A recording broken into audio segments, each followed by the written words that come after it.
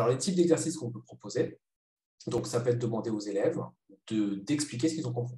Donc ça, c'est vraiment alors ça, c'est le plus simple. Je veux dire. Alors, ça peut être mené... on demande aux élèves, ils écrivent, on demande aux élèves, ils expliquent à leurs voisins. On peut tout à fait mener des petits temps d'activité en binôme où les élèves s'expliquent entre eux. Donc, ils expliquent ce qu'ils ont compris. L'élève A explique à l'élève B qui réagit et ensuite, au bout d'une minute, on inverse. Donc, en 2-3 minutes, on peut mener un temps comme ça où les élèves mettent en mots ce qu'ils ont compris. À l'oral, par exemple, c'est ce qu'on vient d'expliquer, mais ça peut être fait à l'écrit, sur des ardoises. Après, ça va dépendre du contenu, de ce qu'il y a à faire, bien évidemment. Mais en tout cas, leur demander de dire ce qu'ils ont compris, sous plein de formats différents. Ça, c'est une première façon de faire. Après, il y a plusieurs autres possibilités.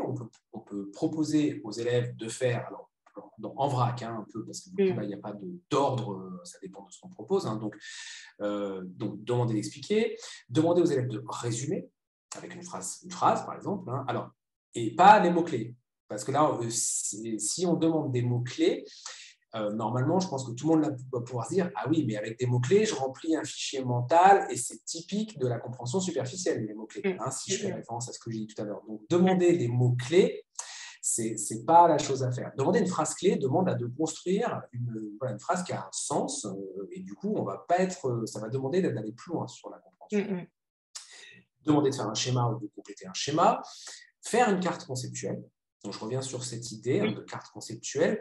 Alors, c'est pas une carte mentale. Une carte mentale, c'est la carte qu'on a, la mind map qu'on a un peu classiquement. La notion est au centre. En général, c'est radian. La lecture part du centre et puis je vais vers l'extérieur avec des branches qui, en général, après se redivisent. Et la plupart du temps, dans les cartes conceptuelles, les nœuds de la carte sont labellisés, mais pas les liens. Pas toujours, en tout cas.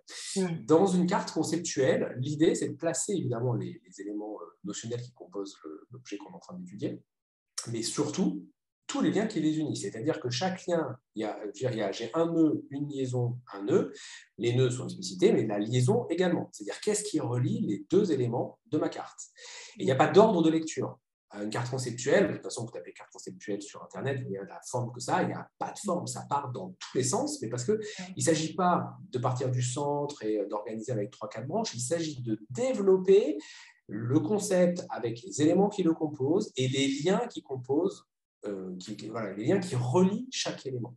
Les liens de causalité, les liens de groupe, partie ou total, tout ce qui unit les liens entre eux. Donc, ça va plus loin pour la compréhension du coup, parce que souvent, dans une carte mentale, on a tendance à faire des mots-clés. Encore une fois, on revient sur un peu la notion. Oui, c'est souvent ce qu'on fait, c'est ce qu'elle induit un peu.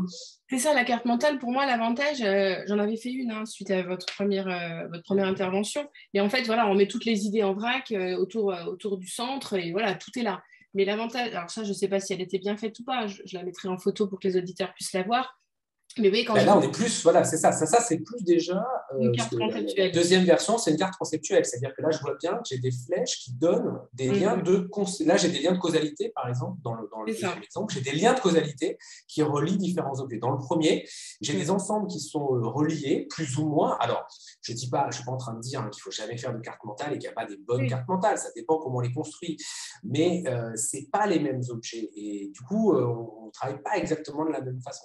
Et quand on essaye de faire une carte conceptuelle, on se rend tout de suite compte si on a compris, si on n'a rien compris ou si on a un petit peu compris, on se rend compte des manques en fait. C'est ça, notamment parce que comme il faut écrire des choses sur les flèches, il faut écrire les parce que, les donne ou provoque. Donc ça vient questionner de manière plus forte simplement que la carte mentale. Et quand on la lit, nous aussi enseignants, on voit plus facilement la compréhension. Parce que du coup, on voit les erreurs qu'il peut y avoir dans les liens de causalité, par exemple. A génère B, et peut-être que c'est l'inverse. Sauf que comme c'est écrit et qu'on le voit, c'est plus lisible pour nous. Donc, c'est un outil qui est plus intéressant, qui est peut-être moins intuitif au début, parce qu'on ne sait pas trop comment faire ça. Mais en fait, et puis, comme il n'y a pas de forme, c'est compliqué d'en donner une, parce que ça peut se lire un peu dans tous les sens. Mais c'est un outil intéressant pour, justement, la compréhension. Et qui peut, j'imagine, remplacer la trace écrite habituelle en fin de cours où c'est le prof qui fait la trace écrite et les élèves recopient. Oui, alors ça, du coup, justement, merci pour la précision. Ça, c'est aussi quelque chose plutôt à éviter, en fait, d'écrire pour les élèves. Parce que le problème quand on fait ça, c'est que, on le voit bien, de toute façon, dans nos classes, et je crois que ça marche à peu près tous les niveaux. Parce que moi, je vois encore, j'enseigne en lycée, et ça génère ça aussi. C'est-à-dire que si les élèves savent qu'ils vont avoir une belle trace écrite à la fin, toute propre, c'est beaucoup plus difficile pour eux de s'engager dans des résumés personnels de ce qu'ils ont compris, parce que de toute façon, ils vont toujours dire que moi, je ne comprends rien et que ce que j'écris, c'est beaucoup moins bien que ce qu'écrit le prof, et donc ils vont attendre la fin.